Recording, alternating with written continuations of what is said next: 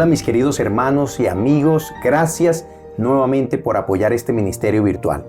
Bienvenidos sean todos ustedes a este repaso general de la escuela sabática. Gracias también por acompañarme una vez más para profundizar juntos en la palabra de Dios.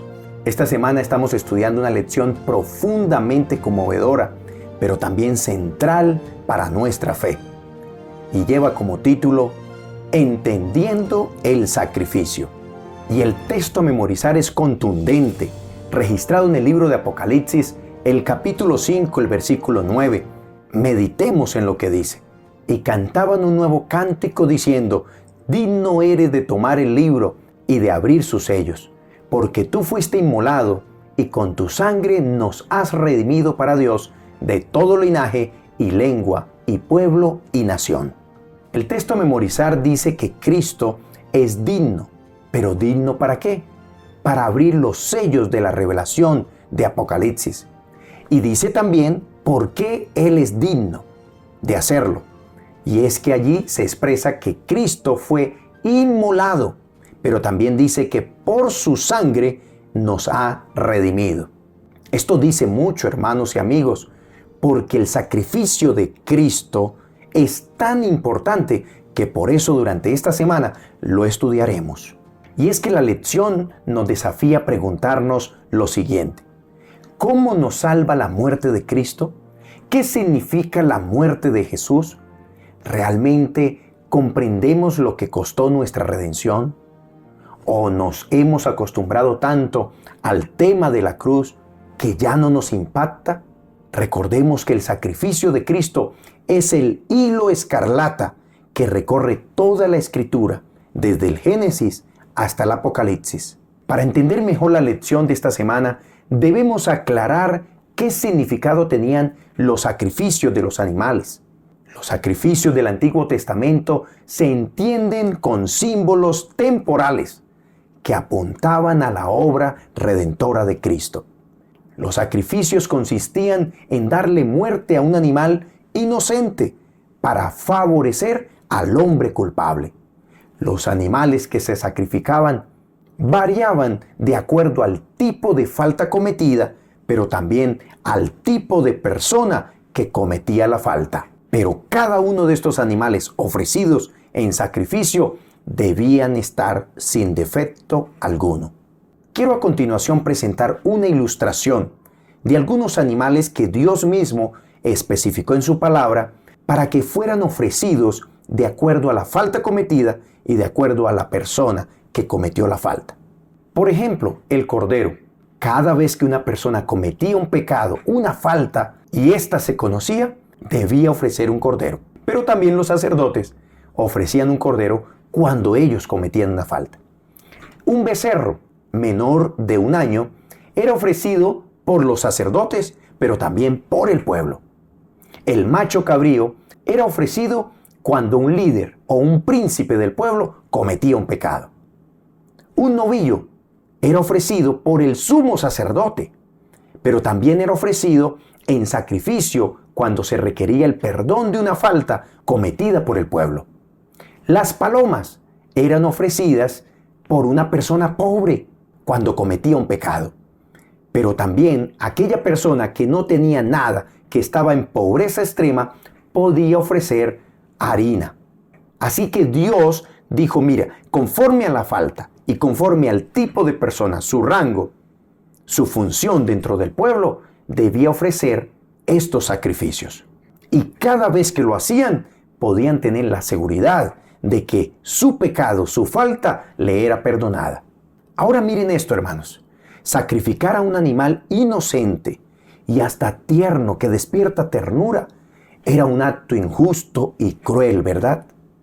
Pues precisamente la muerte de Cristo fue el acto más cruel, pero también más injusto que se haya hecho en la faz de la tierra. Y cada animalito que se ofrecía en sacrificio simbolizaban la muerte de Cristo. Los sacrificios de los animales no daban el perdón de los pecados, sino que eran actos de fe que daban la oportunidad a los pecadores de expresar y vivir su confianza en el Mesías que habría de venir. Es decir, cada sacrificio debía realizarse pensando en Cristo, pero también en su muerte en la cruz del Calvario. Los teólogos argumentan que cada sacrificio era un tipo o una representación del antitipo, que es Cristo Jesús. Cada animalito simbolizaba o era el tipo, la representación del verdadero sacrificio que un día Cristo haría por nosotros. Eso es algo así como cuando una persona se compra un pasaje para realizar un viaje. El boleto o tiquete sencillamente es una promesa, es símbolo de una promesa de viaje, pero no es el viaje. Podríamos sentarnos incluso, poner el tiquete debajo nuestro, pero eso nunca nos llevará a ningún lado. Pero cuando nos subimos al medio de transporte y comienza el viaje, el tiquete o pasaje deja de ser necesario. Dicho tiquete entonces es solo un símbolo que me da la garantía de un viaje que será una realidad. Eso quiere decir, hermanos, que el sistema de sacrificios, el templo que se construyó para ser el canal de presentación de esos sacrificios y todo lo demás que esto conlleva, señalaban la muerte de Cristo en la cruz del Calvario. Pero una vez que Jesús vino y murió en la cruz, pero también resucitó victorioso, todo símbolo y representación acerca de él se volvieron innecesarios. Ya no más muerte de animales inocentes, porque el gran inocente que es Jesús ya murió por nosotros, que somos los culpables. Por eso, esta parte de la lección mostraba cuando un sacrificio pasaba a ser inútil y Dios no lo aceptaba. Por ejemplo, en Isaías el capítulo 1, los versos del 2 al 15, Dios le dice al pueblo de Israel que está hastiado. ¿Está hastiado de qué? De los sacrificios, que está cansado y que no puede soportar más esos sacrificios del pueblo. Dice también en este texto que no quiere Dios la sangre de los bueyes, ni tampoco de las ovejas, ni de los machos cabríos. La pregunta que surge es, ¿cómo puede un Dios que ordenó que se hicieran los sacrificios ahora pasar a rechazarlos? ¿Ahora estar hastiado de ellos? Los sacrificios no eran el problema, hermanos. Los animalitos sí que menos. ¿Saben cuál era el problema? El problema era la hipocresía del pueblo.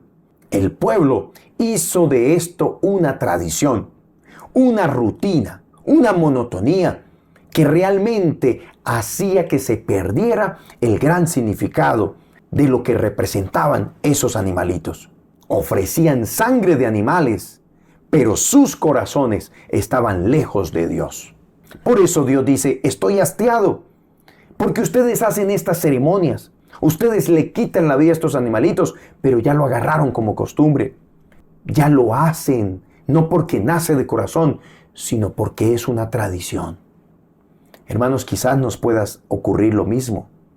Estamos yendo a la iglesia, estamos diezmando, estamos haciendo lo uno y lo otro en las cosas de Dios, pero ya esto se nos volvió rutina y quizás ya no le tenemos el mismo sabor a orar, a estudiar, a ir a la iglesia.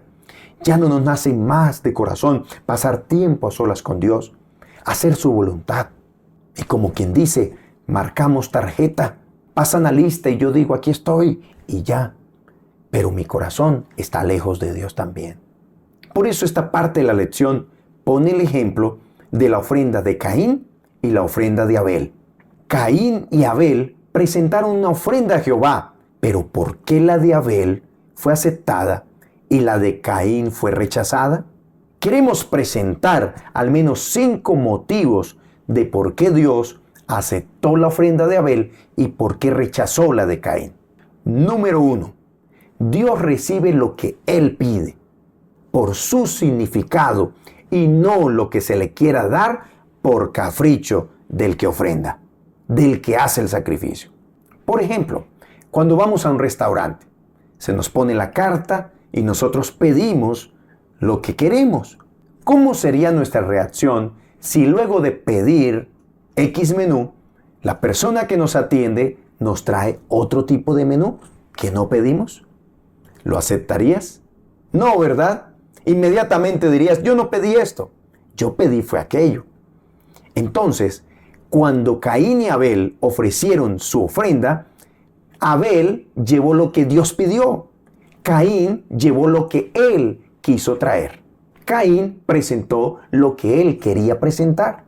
Dios aceptó la ofrenda de Abel porque el cordero, hermanos, que él trajo representaba la promesa que Dios había hecho allá en Génesis 3:15, de que un día vendría el Mesías, y este acto de traer el cordero señalaba el acto salvador de Cristo en la cruz del Calvario. Por eso Dios aceptó esa ofrenda. En cambio, Caín trajo lo mejor del fruto de la tierra, pero eso no era lo que Dios había pedido. Aquí se trata, hermanos, no es de que yo haga lo que yo quiero o lo que yo pienso que está bien, sino que se trata de hacer lo que Dios ha dicho. Segundo motivo de por qué Dios aceptó la ofrenda de Abel y rechazó la de Caín. Es que Abel era pastor de ovejas y Caín era labrador.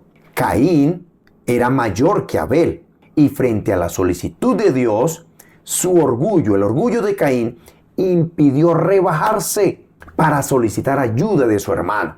Abel tenía muchas ovejas, pero como Caín era mayor, su corazón se endureció y prefirió no pedirle ayuda de que al menos le vendiera una o al menos pudiera intercambiar con parte de la cosecha que Caín tenía. No quiso pedirle un cordero a su hermano menor y por eso prefirió presentar lo que a él le parecía que era bueno. Motivo número 3. Caín se olvidó que la primera ofrenda que a Dios le agrada y que Dios recibe es el corazón. Dios valora más a la persona que la ofrenda.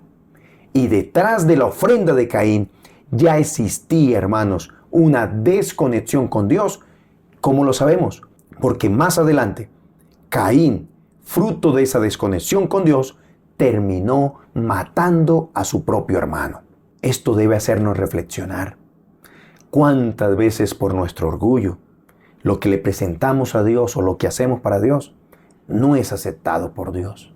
Muchas de nuestras decisiones son mal tomadas, fruto de esa desconexión también con Dios. Motivo número 4 de por qué Dios aceptó la ofrenda de Abel y rechazó la de Caín. Caín ofrece la ofrenda al Señor. Así dice en la palabra. Caín ofrece esa ofrenda al Señor. Y para él es como un regalo que le está dando a Dios.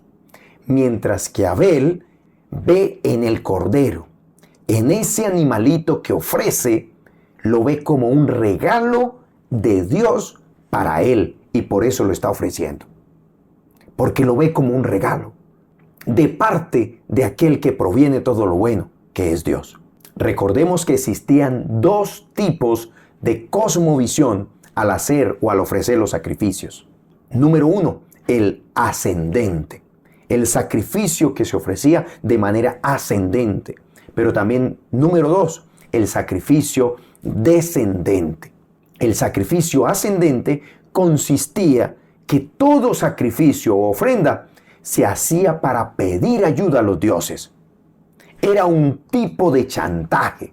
Se creía, y sobre todo esto era costumbre en pueblos paganos, se creía que cuando un ofrendante mataba un animalito y lo ofrecía en sacrificio a su deidad, este sacrificio pasaba a ser un alimento para esa deidad, para esos dioses. Y entonces la creencia era también que la deidad creaba a los seres humanos para que le sirvieran como esclavos y le proveyeran alimento a esa deidad, le proveyeran comida. Ese es el tipo de sacrificio ascendente. Es decir, de mí asciende la ofrenda para esa deidad. Pero el otro tipo de ofrenda, la descendente, ve a Dios dándose por los seres humanos. Dios crea al hombre y le provee todo lo que éste necesita. Y por eso Abel ve en la ofrenda un regalo de Dios para Él. Nótese que es lo contrario al sacrificio ascendente. Recordemos, el ascendente es que yo doy para ganar el favor de la deidad. El sacrificio descendente significa que todo lo que la deidad me da, todo lo que hace por mí, lo que provee para mí, entonces yo reconozco esto entre tanto que Él me ha dado, lo reconozco y lo doy en sacrificio porque ya Él me lo dio. Es un acto de gratitud, es un acto de lo recibido, doy. Reconozco detrás de todo que hay un Dios proveedor. Así que Abel reconoció que todo lo que él tenía era de Dios. Y por eso ese cordero que ofrecía, ya Dios se lo había ofrecido a él primero. Mientras tanto, la ofrenda de Caín era la expresión del esfuerzo humano, de lo que él hacía hacia Dios. Pero lo más interesante es que la ofrenda de Abel era en sí una expresión también, además de reconocimiento que de Dios proviene todo lo bueno, era también la expresión de la necesidad humana, de la salvación a través de ese Cordero de Dios, que pasaba a ser un símbolo, una representación del verdadero Cordero que vendría, Cristo Jesús. En otras palabras, Abel observaba ese animalito y por la fe estaba observando al Cordero que vendría en el futuro para redimirnos del pecado. Y por eso me gusta mucho lo que dice Patriarcas y Profetas, la página 59 y 60. Meditemos en lo que dice. Abel se aferró a los grandes principios de la redención. Se veía pecador y vio que el pecado y su pena de muerte se interponían entre su alma y la comunión con Dios. Trajo la víctima inmolada, la vida sacrificada, y así reconoció la demanda de la ley que había sido transgredida.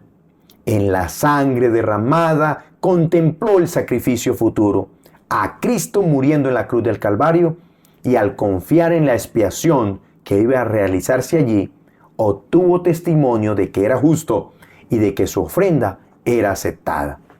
¡Qué tremendo párrafo, mis hermanos! ¿Por qué Dios aceptó la ofrenda de Abel y no la de Caín? Porque Abel vio en esa escena, en ese ofrecimiento de esa ofrenda, vio hacia el futuro, contempló el sacrificio de Cristo Jesús. Esto quiere decir, hermanos, que a medida que pasaban los años, y juntamente con estos miles y millones de sacrificios de animalitos, cada uno de ellos era tan importante porque cada animalito simbolizaba al verdadero Cordero que quita el pecado del mundo. Por eso Juan el Bautista, cuando vio a Jesús, expresó en Juan capítulo 1, versículo 29, este es el verdadero Cordero de Dios que quita el pecado del mundo. En Cristo se cumplió, hermanos queridos, el Cordero Pascual. La Pascua era una ceremonia que simbolizaba la liberación de la esclavitud en Egipto. Ahora, a partir de esa liberación, el pueblo debía ofrecer un Cordero Pascual. Cada vez que se hacía esa fiesta conmemorando la liberación de la esclavitud egipcia. Ahora, con el verdadero Cordero, que es Cristo muriendo en la cruz del Calvario, se conmemora, hermanos queridos, la liberación de la esclavitud del pecado. ¿Cuántos decimos amén por esto? Cristo es el Cordero perfecto. Es sin mancha ni defecto. No cometió pecado. Por eso, si comparamos la vida de Cristo con los corderos que eran ofrecidos en sacrificios, Dios había sido explícito al decir que cada uno de esos animalitos debía ser perfecto, sin mancha, sin defecto. ¿Por qué? Porque ese animalito simbolizaba a Cristo, que fue sin mancha, sin defecto y sin pecado. Jesús fue crucificado durante la celebración precisamente de la Pascua, hermanos. Y la Pascua, recordemos que era la fiesta de liberación de la esclavitud egipcia. Ahora ahí, juntamente en esa celebración, tenían al verdadero Cordero Pascual. Cristo, miramos que así como el Cordero en el Antiguo Testamento era seleccionado, era escogido, Cristo también fue escogido. Cristo también fue guardado. Cristo fue expuesto al público y Cristo también fue sacrificado. Lo mismo se hacía con los corderos en el pueblo de Israel. Aquellos corderos que eran ofrecidos en sacrificio. Pero hagámonos la siguiente pregunta, hermanos. ¿Qué otras razones muestran a Jesús como el verdadero Cordero Pascual?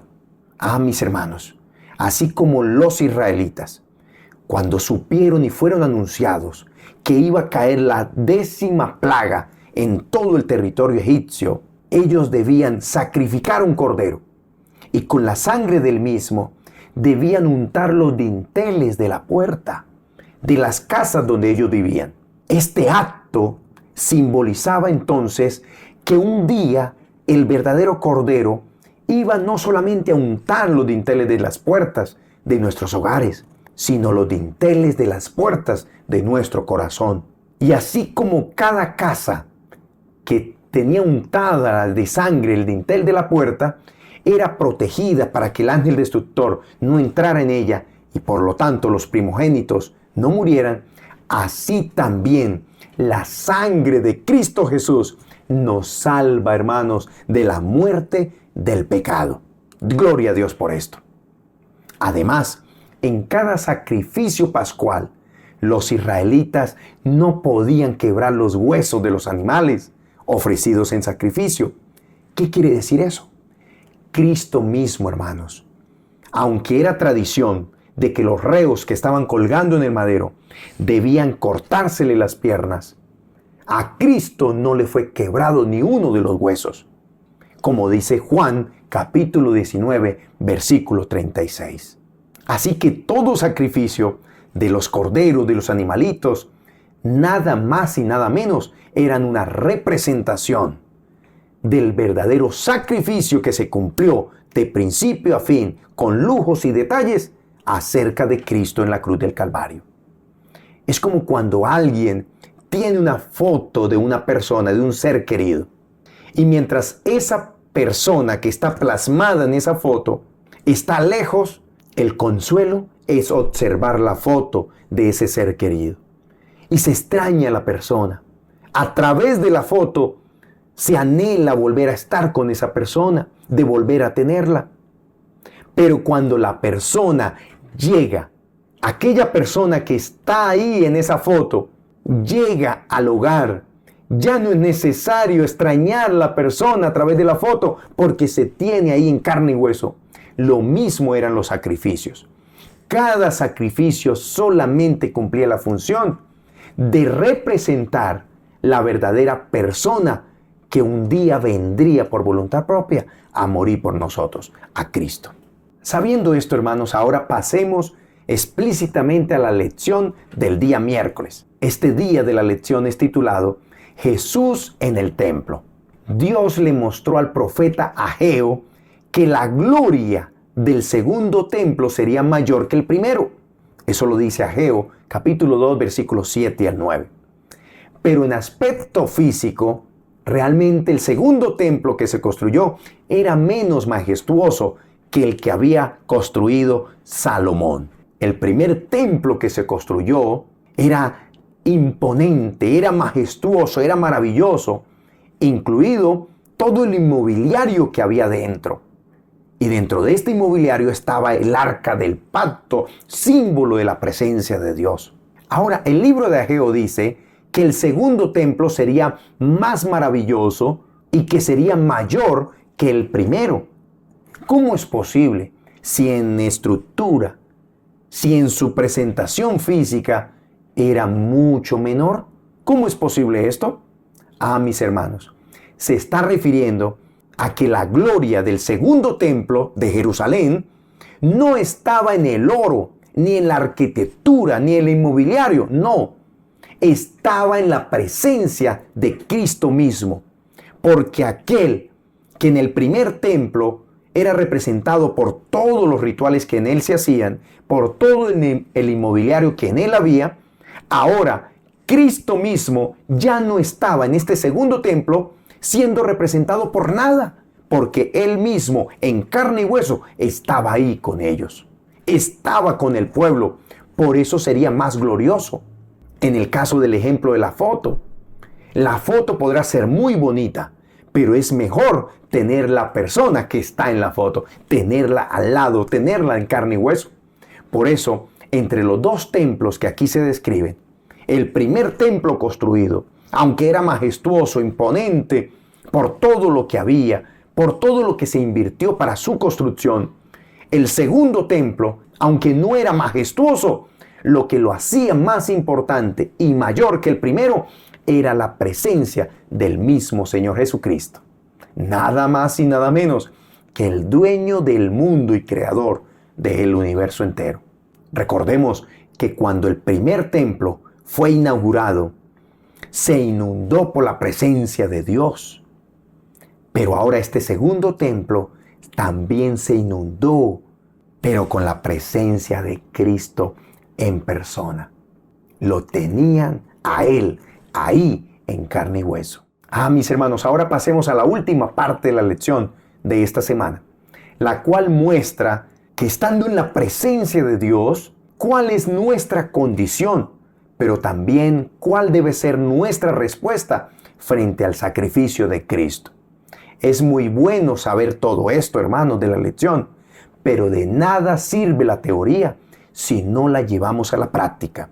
Por eso, frente a la gloria de Dios y todo lo que Él ha hecho por nosotros, debemos exclamar como lo hizo Isaías, el profeta Isaías. Y por eso yo quiero tomar la Biblia en mis manos para leer este pasaje bíblico registrado en Isaías, el capítulo 6, versículo 1 en adelante. Miren lo que dice. El año en que murió el rey Usías, vi yo al Señor sentado sobre un trono alto y sublime, y sus faldas llenaban el templo. Por encima de él había serafines, cada uno tenía 6 alas, con 2 cubrían sus rostros, con 2 cubrían sus pies y con 2 volaban. Y el uno al otro daba voces diciendo, Santo, Santo, Santo, Jehová de los ejércitos, toda la tierra está llena de su gloria. Versículo 4. Los quicios de las puertas se estremecieron con la voz del que clamaba, y la casa se llenó de humo. Entonces dije, ¡ay de mí que soy muerto! Porque siendo hombre inmundo de labios y habitando en medio de pueblo que tiene labios inmundos, han visto mis ojos al Rey, Jehová de los ejércitos. Esto es maravilloso, hermanos. Nótese que aquí ocurren varias cosas que deben llamar nuestra atención. En esta escena, primero se presenta la gloria de Dios. Dios sentado en su trono. Fruto de esa gloria de Dios, lo segundo que se ve es que el profeta Isaías reconoce que es un vil pecador. Reconoce que es de labios impuros. Es decir, hermanos, tú y yo debemos reconocer que somos pecadores, porque Dios seguirá en su trono. Dios sigue demostrando que es el soberano del mundo entero. Pero frente a esa soberanía, frente a esa santidad de Dios, nosotros tenemos que humillarnos. Nosotros tenemos que reconocer que somos pecadores y que la santidad de Dios es tan grande, no solo por lo que Él es, sino también por lo que Él ha hecho. Y por eso, a través del sacrificio de Cristo, que es el sacrificio real, tú y yo tenemos que decir como Isaías, Santo, Santo, Santo, eres tú nuestro Dios. Pero hermanos, miren esto. Si toda la tierra está llena de su gloria, Él también anhela llenar tu vida y la mía. Anhela que nuestras vidas estén llenas de su presencia. La presencia de Dios hace que el lugar, y en este caso la vida, esté llena de su gloria. Y cuando lo recibimos a Él en nuestro corazón, reconocemos, hermanos, nuestra condición pecaminosa, pero también somos confrontados frente a la santidad de Él. Y por eso nos sentiremos indignos. No nos sentiremos superiores a nadie. Reconoceremos que por nuestra propia iniciativa no podemos lograr nada, ni alcanzar nada bueno. Por eso la única salida y la única solución es aceptar al Cordero de Dios que quita el pecado del mundo. Y por eso, hagamos lo que hagamos, nada nos podrá brindar salvación. Solo por los méritos de Cristo podemos alcanzarla. Y es por eso que cuando vamos a la cruz, veremos especialmente dos cosas hechas realidad. Número 1, veremos el gran amor de Dios a tal punto que entregó a su único Hijo por amor a nosotros. Y número 2, veremos que nuestra condición como pecadores que somos, es tan grave, sí, tan grave que solo lo que ocurrió en la cruz puede salvarnos. ¿Por qué tenía que morir Jesús, hermanos? ¿Te has preguntado eso? ¿Por qué tenía que morir Jesús? Porque todos los sacrificios del Antiguo Testamento fueron un acto de fe de las personas que dirigían la mirada hacia adelante, hacia la venida de Cristo para morir. La muerte de Cristo fue el sello de garantía, de cumplimiento de todos aquellos sacrificios que se hicieron en el pasado. Porque cada ofrendante de cada animalito, cada sacrificio que hacían, la gente lo hacía pensando en que un día vendría el verdadero Cordero. Por eso la muerte de Cristo es tan importante, porque estaba dando cumplimiento, estaba dando aceptación de todos los sacrificios hechos de miles de años atrás. Así también la muerte de ese verdadero Cordero, que es Cristo Jesús, nos invita a nosotros a mirar hacia atrás para unirnos. Todos los que ofrecieron sus sacrificios en años atrás hasta la venida de Cristo, con los que todos que hemos aceptado su sacrificio de ahí en adelante. El sacrificio de Cristo nos une, tanto los que ofrecieron los sacrificios antes de Cristo, como todos aquellos que aceptamos su sacrificio por medio de Cristo. Hoy la sangre de Cristo nos une, tanto los de antaño como los que vivimos en este tiempo. Así que en Él fueron aceptados todos los sacrificios, pero también en Él hoy nosotros somos aceptados si reconocemos su sacrificio para salvación nuestra. Y por eso quiero que me acompañes a meditar lo que dice el deseado de todas las gentes, la página 16, que va muy de la mano con lo que acabamos de mencionar. Cristo fue tratado como nosotros merecemos, a fin de que nosotros pudiéramos ser tratados como Él merece. Fue condenado por nuestros pecados, en los que no había participado, a fin de que nosotros pudiéramos ser justificados por su justicia, en la cual no habíamos participado. Él sufrió la muerte nuestra, a fin de que pudiéramos recibir la vida suya. Por su llaga fuimos nosotros curados. Mis hermanos, por eso eran tan importantes los sacrificios en el Antiguo Testamento. Y por eso hoy sigue siendo tan importante que tú y yo aceptemos el sacrificio de Cristo a nuestro favor. Porque nuestra paga, nuestra consecuencia, fruto de nuestro pecado, era la muerte. Pero Cristo dijo, no, yo voy a morir por ustedes. Yo les cambio la muerte porque yo la voy a padecer. Y les doy la vida que yo merezco vivir. Qué tremendo es el amor de Dios, hermano. ¿Cómo no corresponder a ese amor? ¿Cómo no correr a los brazos de ese Dios de amor y de misericordia? Y por eso quiero terminar la lección de esta semana mostrando lo que el profeta Juan expresa en el libro de Apocalipsis, el capítulo 4. Allí se muestra cuál debe ser ahora nuestra decisión, nuestra resolución frente a todo lo que Cristo ha hecho y lo que Cristo sigue haciendo por nosotros. En este capítulo 4 se muestra el mismo trono que vio Isaías. Ahora el profeta Juan, el discípulo amado, quien escribió Apocalipsis, en este capítulo 4, versículo 4 en adelante dice, alrededor del trono había 24 tronos, y en los tronos vi sentados a 24 ancianos, vestidos de ropas blancas, con corona de oro en sus cabezas. Del trono salían relámpagos, truenos y voces. Delante del trono ardían 7 lámparas de fuego, que son los 7 Espíritus de Dios. También delante del trono había como un mar de vidrio semejante al cristal, y junto al trono y alrededor del trono había 4 seres vivientes, llenos de ojos por delante y por detrás. El primer ser viviente era semejante a un león, el segundo era semejante a un becerro, el tercero tenía rostro como de un hombre, y el cuarto era semejante a un águila volando. Versículo 8 dice, los 4 seres vivientes tenían cada uno 6 alas, y alrededor y por dentro estaban llenos de ojos, y día y noche, y sin cesar decían, Santo, Santo, Santo es el Señor Dios Todopoderoso, el que era, el que es y el que ha de venir. Cada vez que aquellos seres vivientes dan gloria y honra y acción de gracias al que está sentado en el trono, al que vive por los siglos de los siglos.